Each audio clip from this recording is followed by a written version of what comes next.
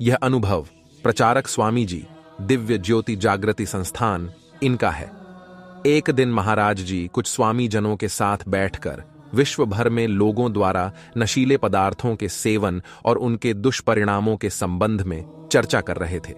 युवा पीढ़ी को ड्रग्स की लत के कारण अंधकार की खाई में गिरते देखकर महाराज जी बहुत चिंतित थे।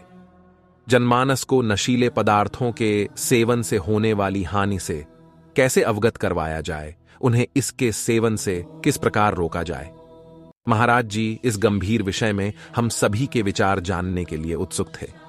तब मैंने महाराज जी को बताया कि United Nations office on drugs and crime (UNODC) नामक संस्था में नशा उन्मूलन के कई कार्यक्रम चलाए जा रहे हैं।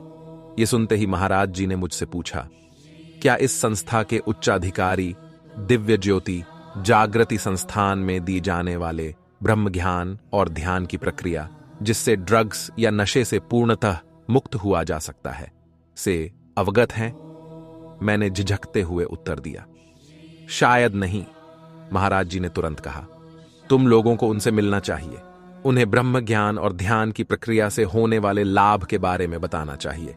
UNODC के अधिकारियों को ब्रह्म ज्ञान के संबंध में जानकारी अवश्य मिले, ऐसी महाराज जी की इच्छा थी या उनके द्वारा पूर्व निर्धारित लीला, यह महाराज जी ही जानते हैं।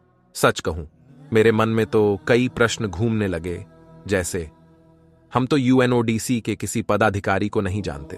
उनका तो मुख्य कार्यालय विदेश वियना, ऑस्ट्रिया में है। क्या हम विदेश जाकर उन्हें अपने संस्थान की ध्यान प्रक्रिया के बारे में जानकारी दें? उनसे मिलने के लिए कैसे समय निर्धारित करें? कैसे कोई संपर्क सूत्र निकाला जाए? इस संबंध में हम कुछ कर पाएंगे, ऐसा मुझे मुश्किल लग रहा था। अतः मैंने हृदय से महाराज जी से प्रार्थना की, समाज को नशे की लत से मुक्त करने के इस यज्ञ में हम भी अपनी कुछ सेवा देने में सक्षम हो पाए, ऐसी हम पर आप कृपा करें। कुछ ही देर में अंतर्यामी महाराज जी ने मुझे अपने कक्ष में दोबारा बुलाया और बोले, किसी प्रकार की चिंता मत करो, तुम बस अपनी सेवाओं को करते रहो।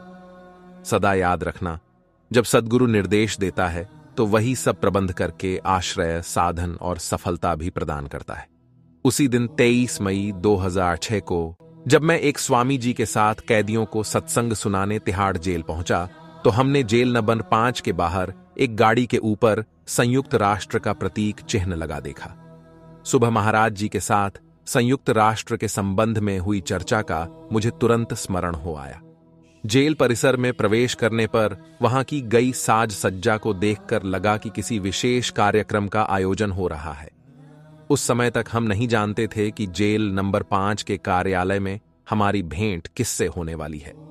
जैसे ही हमने कार्यालय में प्रवेश किया, तिहाड़ जेल के कारागार निदेशक ने आदर सहित हमारी भेंट UNODC के कार्यकारी निदेशक श्री एंटोनियो मारिया कोस्टा और UNODC दक्षिण एशिया के प्रतिनिधि श्री गैरी लुइस से करवाई।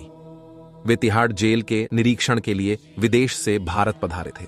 सुबह महाराज जी द्वारा संयुक्त राष्ट्र के उच्च पदाधिकारियों के संबंध में बात करना और दोपहर में उनसे भेंट हो जाना, यह सब समझ पाना मेरी बुद्धि के बस की बात नहीं थी।